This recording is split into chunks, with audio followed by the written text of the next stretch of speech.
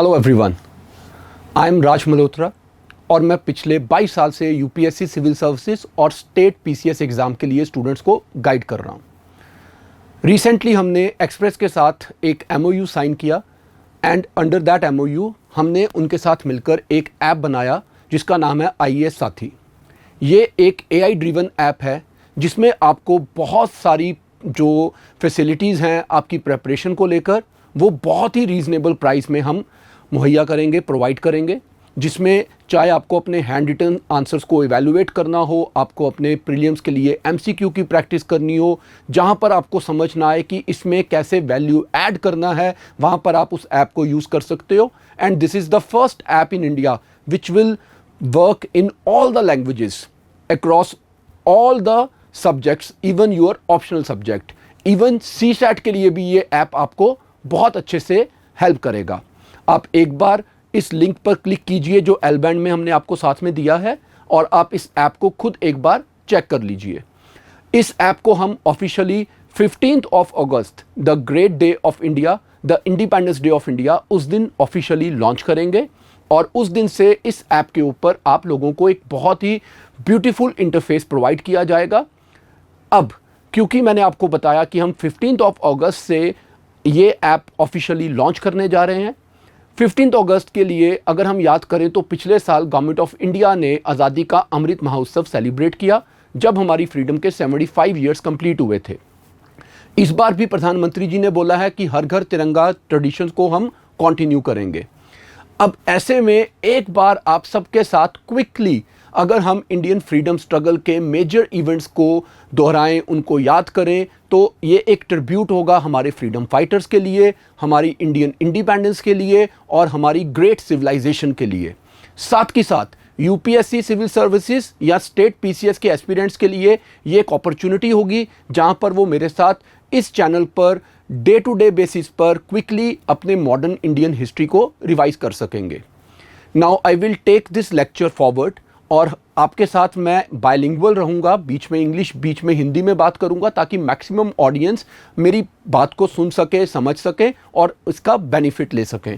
सो अगर हम बात करें इंडिया के फ्रीडम स्ट्रगल की, सो 1857 के रिवोल्ट से स्टार्ट करना टू अ लार्ज एक्सटेंट एक बहुत ही इंटेलिजेंट डिसीजन रहेगा। अगर हम बात करें बिपिन चंद्र सर की बुक की तो वो भी 1857 के रिवोल्ट से ही स्टार्ट होती है, बिकॉज फ्रीडम स्ट्रगल इससे पहले जो इवेंट्स हुए हैं, ब्रिटिश कंक्वेस्ट ऑफ इंडिया या कमिंग ऑफ यूरोपियंस, या हम बात करें कि ब्रिटिश ने आके कैसे यहाँ पर इकोनॉमिक इम्पैक्ट डाला, वो सारा एक बैकग्राउंड है जिसके रिजल्ट में हम देखते हैं कि इंडिया में फ्रीडम स्ट्रगल हुआ। तो इन लेक्चर्स में मेरा फोकस रहेगा इंडिया के फ्रीडम स्ट्रगल पर और मैं स्टार्ट करूंगा 1857 के रिवोल्ट के साथ, जिसके बाद हम इंडियन नेशनल कांग्रेस की बात कर लेंगे, फिर हम पार्टीशन ऑफ बंगाल की बात करेंगे, मुस्लिम लीग की फॉर्मेशन की बात हो जाएगी, स्वदेशी एंड बायकॉट मूवमेंट की बात करेंगे, होम रूल मूवमेंट की बात हो जाएगी और उसके साथ साथ जलियांवाला बाग, खिलाफत मूवमेंट, नॉन कॉपरेशन मूवमेंट, इन सब की बात करते करते हम आगे बढ़ते जाएंगे। नॉन कॉपरेशन के बाद we will talk about Chauri Chaura, Simon commission, Bardoli satyagraha, Purna Swaraj की declaration, civil disobedience movement, round table conference, government of India act 1935, then quit India movement, then INA का formation, INA trials, Mountbatten plan and making of the constitution.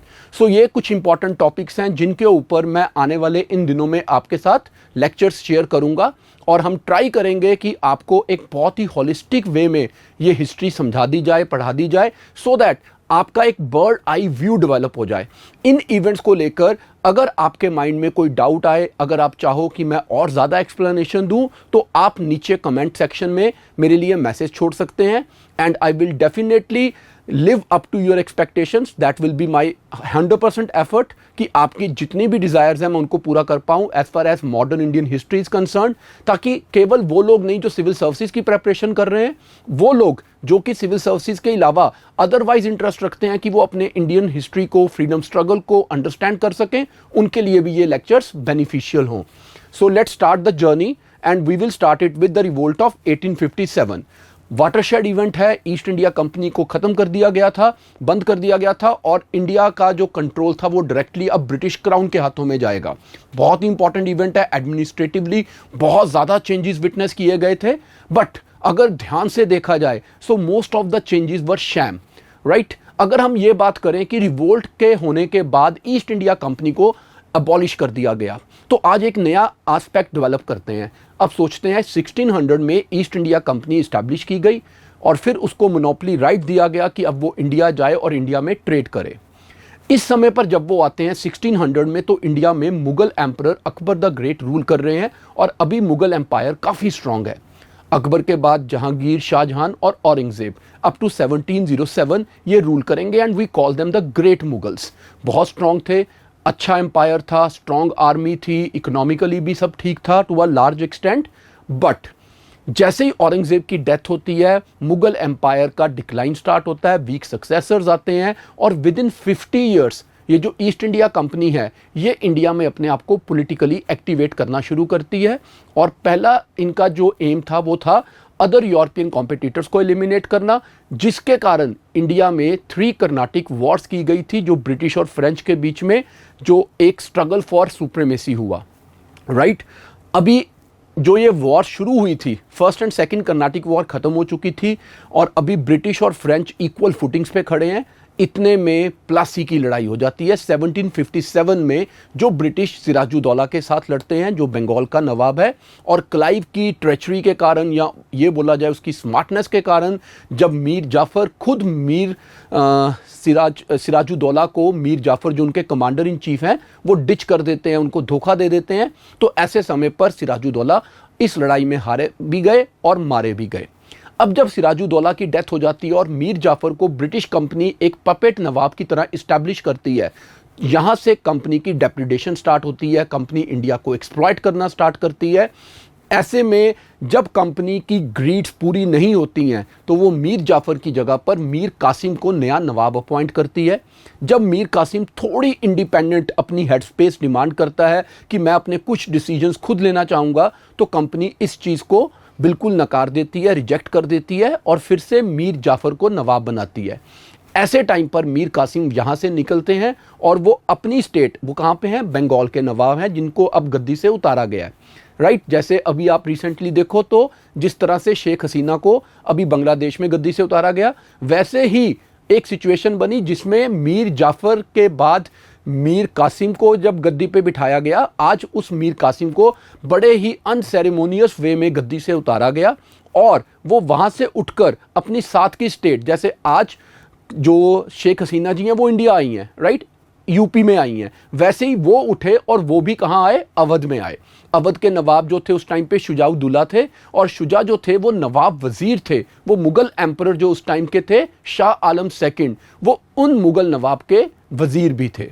सो आज मीर कासिम जो हैं वो बंगाल से निकलकर अवध आए और आकर उन्होंने अपने वजीर को बताया कि ब्रिटिश ने मेरे साथ चीटिंग कर दी है या ब्रिटिश ने मेरे साथ एक इविल डिज़ाइन प्ले कर दिया है। This led to battle of Buxar in 1764। अब बैटल ऑफ बक्सर में हेक्टर मुनरो की आर्मी ने आकर मुगल एम्परर शाह आलम सेकंड की आर्मी को, अवध के नवाब वजीर शुजा की आर्मी को और मीर कासिम जो कि ऑलरेडी डिपोज नवाब हैं इनको भी हरा दिया। अब जब इन सबको हराया गया तो 1765 में इस ईस्ट इंडिया कंपनी ने मुगल एम्परर के साथ ट्रीटी ऑफ इलाहाबाद साइन की। एक बार फिर क्लाइव को वापस बुलाया गया और क्लाइव ने आकर एक ट्रीटी साइन की जिसको हम बोलते हैं ट्रीटी ऑफ इलाहाबाद।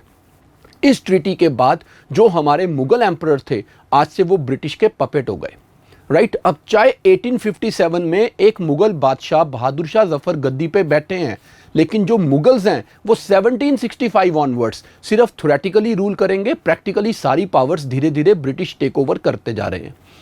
अब जब ट्रीटी ऑफ इलाहाबाद साइन की गई 1765 में, तो ईस्ट इंडिया कंपनी ने क्या किया, ईस्ट इंडिया कंपनी ने अपने हाथों में दीवानी राइट्स लिए कि बंगाल, बिहार, उड़ीसा में लगान ईस्ट इंडिया कंपनी कलेक्ट करेगी। जैसे ही ईस्ट इंडिया कंपनी को ये राइट मिले कि अब लगान ईस्ट इंडिया कंपनी कलेक्ट करेगी, तो ईस्ट इंडिया कंपनी के ऑफिसर्स ने नई टैक्सेशन पॉलिसीज बनाई, न्यू रेवेन्यू पॉलिसीज फॉर्मुलेट की जाएंगी। जब आप कोई चीज़ नई फॉर्मुलेट करोगे तो उस टाइम पर उसमें बहुत सारे एक्सपेरिमेंट्स होंगे और हमेशा हर एक्सपेरिमेंट सक्सेसफुल नहीं होता। इसी तरह से जो इनिशियली एक्सपेरिमेंट्स किए गए वो to a large extent fail होते चले गए। उनका बर्डन इंडियन एग्रीकल्चर सेक्टर पे पड़ा, जो कि बंगाल के ऊपर सबसे ज़्यादा दिखा। और फिर बंगाल में 1770s के अर्ली पार्ट में ही एक टेरिबल फेमाइन का आउटब्रेक हुआ, एक अकाल पड़ा जिसमें कई लोगों की जान गई। ऐसे समय पर ब्रिटिश ने वहाँ पर जो सन्यासी लोग थे और जो वहाँ पर उस समय पर जितने भी ये अगर आप बात करो तो पूजा पाठ करने वाले जितने भी लोग हैं, सन्यासी या फ़कीर जो जिन्हें हम बोलते हैं, इन लोगों के ऊपर भी कुछ नए टैक्सेस इंट्रोड्यूस किए थे, जिसके रिजल्ट में सन्यासी रिबिलियन भी हुआ, जो बाद में बंकिम चंद्र चट्टोपाध्याय के आनंद मठ का थीम बना। और उसी आनंद मठ नॉवल से हमें फिर हमारा नेशनल सॉन्ग वंदे मातरम भी मिला, राइट। अब जब ईस्ट इंडिया कंपनी ने पॉलिटिकल पावर अपने हाथ में लिया और उन्होंने इंडिया में इतने नए एक्सपेरिमेंट्स किए जिसके कारण इंडिया में विद्रोह भी हो रहे हैं और अकाल भी पड़ रहे हैं, तो इंग्लैंड के पार्लियामेंट तक ये बात पहुंचाई गई कि वो ईस्ट इंडिया कंपनी जिसको केवल व्यापार करने के लिए भारत भेजा गया था, वो ईस्ट इंडिया कंपनी अब वहाँ पर सत्ता हासिल कर चुकी है, वो वहाँ पर एडमिनिस्ट्रेटिव पावर्स अपने हाथ में ले चुकी है, प्रशासनिक ढांचे में अब उनका बहुत ज़्यादा रोल हो चुका है और वो वहाँ पे टैक्सेस लगा रहे हैं। तो पार्लियामेंट ने बोला कि इस कंपनी को अब हमें रेगुलेट करना होगा। जिस दिन उन्होंने बोला हमें रेगुलेट करना होगा, उस दिन क्या हुआ, अब ब्रिटिश पार्लियामेंट में एक एक्ट पारित किया गया जिसको हम बोलते हैं regulating act of 1773, right, regulating act of 1773। तो वो ईस्ट इंडिया कंपनी जो 1600 में बनी थी और उसको एकाधिकार दिया गया था, मोनोपोली राइट्स मिले थे भारत से व्यापार करने के लिए, आज 1773 में रेगुलेटिंग एक्ट ने उस कंपनी से ये बोला कि आपके पास अगले 20 साल की मोनोपोली है, आप भारत के साथ अपना व्यापार जैसा चल रहा है वैसा चलने दो, राइट। अब इसके 1773 के 20 साल पूरे कब होंगे, 1793 में। तो उस साल में एक चार्टर एक्ट पारित किया गया और कंपनी से बोला गया आपके पास अभी भी एक और 20 साल हैं, आप अपना एकाधिकार का व्यापार जो है भारत से करो, मोनोपोली ट्रेड कंटिन्यू कर सकते हो। 1793 के 20 साल पूरे हुए तो 1813 का चार्टर एक्ट पारित हुआ। इस बार कंपनी को बोला गया कि आपके पास 20 साल का समय तो है, लेकिन आपकी आधी मोनोपोली जो हाफ मोनोपोली है वो आपसे छीन ली जाएगी, राइट। अब कंपनी के पास चाइना का ट्रेड बचा है, टी ट्रेड बचा है, लेकिन बहुत सारी चीज़ों में से उसका एकाधिकार, उसकी मोनोपोली को खारिज कर दिया गया। इसके 20 साल पूरे हुए 1833 में तो एक चार्टर एक्ट और पारित हुआ। इस बार कंपनी को बोला गया कि आपके पास 20 साल का समय तो है, लेकिन जहां तक एकाधिकार मोनोपोली की बात है अब वो पूरी तरह से खत्म कर दी जाएगी, राइट। 1833 के 20 साल पूरे हुए 1853 में तो एक और चार्टर एक्ट पारित हुआ। अब अभी भारत में विद्रोह का कोई भी आसार नहीं दिख रहा, there is no symbol symptom कि इंडिया में इतना बड़ा रिवोल्ट हो सकता है, लेकिन 1853 के चार्टर एक्ट ने ईस्ट इंडिया कंपनी को अगले 20 साल का जो एक परमिशन देना था वो भी मना कर दिया। दैट मीन्स रिवोल्ट होता या ना होता, ईस्ट इंडिया कंपनी को अब जाना था और अब वो सिर्फ एक बहाना ढूंढ रहे हैं कि किस आधार पर ईस्ट इंडिया कंपनी को बंद किया जाए। और इतने में 1857 का रिवोल्ट हो गया। अब जब रिवोल्ट हुआ तो ब्रिटिश क्राउन ने या ब्रिटिश पार्लियामेंट ने, to be more specific, company को ये बोला कि देखो आपसे काम नहीं होगा, आपको वापस आना होगा और आज से क्राउन डायरेक्टली क्वीन विक्टोरिया को ये पावर दी जाएगी कि अब इंडिया को ब्रिटिश क्राउन डायरेक्टली एडमिनिस्टर करेगा। क्राउन डायरेक्टली कैसे एडमिनिस्टर करेगा? Through parliament. सो अब ये समझना कि 1857 के रिवोल्ट के कारण ईस्ट इंडिया कंपनी को खत्म कर दिया गया। आई होप आप समझ गए होंगे कि 1857 का रिवोल्ट कारण नहीं है, ये है एक कैटालिस्ट जिसने ईस्ट इंडिया कंपनी के भारत से जाने का जो काम था उसको गति दे दी, उसको फास्ट कर दिया, हेस्टन कर दिया। अदरवाइज रिवोल्ट होता ना होता, कंपनी को तो जाना ही था। सो रिवोल्ट ने उस कंपनी के जाने के समय को थोड़ा शीघ्र कर दिया, राइट। अब सोचने की बात यह है कि ऐसा क्यों हुआ कि कंपनी से उसकी पावर्स छीनी जा रही हैं। इसमें जो सबसे बड़ा योगदान था वो ब्रिटेन के कैपिटलिस्ट क्लास, पूंजीवादी वर्ग का था, जिन्होंने इंग्लैंड में इंडस्ट्रियल रेवोल्यूशन को स्टार्ट किया था। अब जैसे इंग्लैंड में इंडस्ट्रियल रेवोल्यूशन स्टार्ट हुआ तो उस समय पर अगर हम देखें ना, तो इंग्लैंड क्या सोच रहा है कि अब हम मेक इन इंग्लैंड को पॉपुलर करते हैं, लोकल को वोकल करते हैं। जब उन्होंने लोकल को वोकल करना है तो ईस्ट इंडिया कंपनी क्या करती है, ये भारत से रेडीमेड स्टफ लेके जाती है, जैसे कि टेक्सटाइल कपड़े भारत से बन के इंग्लैंड जाते हैं, यूरोप में जाते हैं। अब इंग्लैंड में नई इंडस्ट्री लगी है जिसमें R&D बहुत की गई थी, रिसर्च एंड डेवलपमेंट, बहुत हैवी इन्वेस्टमेंट्स हुई थी। सो इंग्लैंड का जो कैपिटलिस्ट है वो अपनी सरकार के सामने जाके गिड़गिड़ाएगा कि अगर भारत से वो कपड़ा वैसे ही आता जाए जैसे आ रहा है तो हमारा कपड़ा बिकने में मुश्किल होगी, और हम इनिशियल टाइम पे जब हमने अभी शुरुआत की है तो हम अपनी इंडस्ट्रीज को स्टेबलाइज नहीं कर पाएंगे। सो ईस्ट इंडिया कंपनी के लाए हुए सामान के ऊपर इंग्लैंड की सरकार एक्स्ट्रा टैक्स लगाएगी ताकि वो कपड़ा अब यूरोप में, इंग्लैंड में महंगा हो जाए, ताकि यूरोप के लोग, इंग्लैंड के लोग अब मेड इन इंग्लैंड का जो टेक्सटाइल है मैनचेस्टर, लैंकाशायर का, उसको यूज करना शुरू करें। अब क्योंकि ईस्ट इंडिया कंपनी के लाए गए फिनिश गुड्स के ऊपर टैक्स लगा दिया गया तो ईस्ट इंडिया कंपनी अपने व्यापार का ढंग बदलेगी। अब वो भारत से सिर्फ और सिर्फ रॉ मटेरियल लेके जाएगी। लेकिन इंग्लैंड का जो पूंजीवादी वर्ग है, जो उनका कैपिटलिस्ट है, वो बोलेगा कि ईस्ट इंडिया कंपनी ही क्यों लेके आए, हम डायरेक्ट जाके क्यों ना लेके आए, और अगर हम डायरेक्ट जाएंगे हम उस मार्केट को बेटर पेनिट्रेट करेंगे, उसको बेटर अंडरस्टैंड करेंगे और हम ये डिसाइड करेंगे कि हमारे लिए क्या ज़्यादा प्रॉफिटेबल है। तो उनके प्रेशर में आके इंग्लैंड में, अगर आप इंग्लैंड की हिस्ट्री पढ़ोगे ना, तो वहां पर 1832 में पार्लियामेंट्री रिफॉर्म्स हुए थे, जिसके बाद कैपिटलिस्ट क्लास की जो पॉलिटिक्स में पोजीशन थी वो और ज़्यादा स्ट्रांग हो गई थी। जैसे ये पार्लियामेंट्री रिफॉर्म्स हुए, कंपनी की मोनोपोली खत्म कर दी गई 1833 के चार्टर एक्ट से, और जैसे ही कंपनी की मोनोपोली खत्म हुई अब कंपनी का जाना वैसे ही डिसाइड हो चुका था। बस अब तो एक वो टाइम था जिसमें पावर का हैंड ओवर करना था, उसके लिए देवर बाइंग द टाइम। और अचानक बीच में रिवोल्ट हुआ तो कंपनी को अनसेरेमोनियस वे में एकदम से बोल दिया गया कि फटाफट पैकअप करो और वापिस आ जाओ, अब क्राउन डायरेक्ट इंडिया को एडमिनिस्टर करेगा। राइट? अगर आप हिस्ट्री को इस तरह से समझ लोगे, अच्छे से उसके हर इवेंट को इंटीग्रेट कर दोगे, इंटरलिंक कर दोगे, बैकवर्ड फॉरवर्ड लिंकिंग हो जाएगी, तो आप हिस्ट्री को कभी भी ना तो भूलोगे, ना ही एग्जाम में आप कभी गलत ऑप्शन को टिक करोगे। Now I will continue this series. This is my first lecture and I hope आप लोगों को ये लेक्चर पसंद आया होगा। अगर आपको अच्छा लगेगा कमेंट सेक्शन में कमेंट जरूर कीजिएगा। अगर आप चाहें मैं इसमें और वैल्यू ऐड करूं वो भी आप कमेंट करके बता सकते हो। और जो हमने आपको ऐप के बारे में बताया है कि हमने एक नई ऐप बनाई है जिसका नाम रखा गया है IAS साथी। अब जब आप उस ऐप को यूज़ करोगे सो यू विल लर्न कि यार तैयारी बहुत ही सिंपल भी हो सकती है, बहुत ही सरल भी हो सकती है, और साथ के साथ बहुत ही इकोनॉमिकल भी हो सकती है। राइट? सो मैं एक बार आपको IAS साथी की जो हमारी ऐप है वो भी दिखा देता हूँ। अदरवाइज IAS साथी के नाम से हमारी बहुत सारी बुक्स भी आती हैं। राइट? मॉडर्न हिस्ट्री की बुक आती है and I can claim this कि ये मार्केट में अवेलेबल किसी भी बुक से much better, much concise, much precise book है, लेकिन मोस्ट वैल्यू एडेड बुक है। ऐसी हमारी एथिक्स की बुक है, एनवायरनमेंट की बुक है, ज्योग्राफी की बुक है, और अभी रिसेंटली हमने एक पॉलिटी एंड गवर्नेंस की और सोशल जस्टिस की कंबाइंड बुक निकाली है।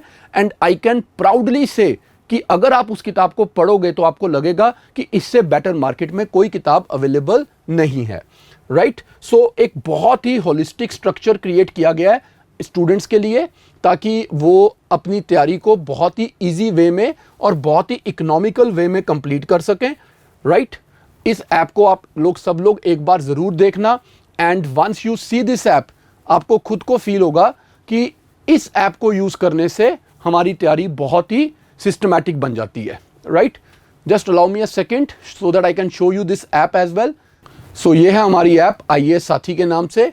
जब आप इस पे आएंगे सो यू कैन सी कि इसमें आपके लिए हमने ऑलमोस्ट सारे फीचर्स ऐड कर दिए हैं। और जब आप इस ऐप पे आएंगे, इस पे चैटबॉट है, एनालाइज का टूल है। इस पे एनालाइज के टूल में आप अपना हैंड रिटन आंसर इस पे डाल के उसको रियल टाइम इवैल्यूएट कर सकते हो। और हमने AI को 2 साल लगा के इस तरह से ट्रेन किया है कि वो आपको एक बहुत अच्छे UPSC इवैल्यूएटर की तरह फीडबैक प्रोवाइड करे। Do check this app, do invest some time on it. Starting में हम आप सबको इस पे फ्री एक्सेस दे रहे हैं और आपसे एक वादा है ये ऐप थ्रू एंड थ्रू बहुत चीप, बहुत इकोनॉमिकल रहेगा ताकि हर स्टूडेंट इसको यूज़ कर सके और अपनी तैयारी को बहुत स्ट्रांग कर सके। With this I take your leave for today. We will continue this series through and through, and on 15th of August, while we will be launching the app, we will conclude Freedom Struggle of India. Best of luck.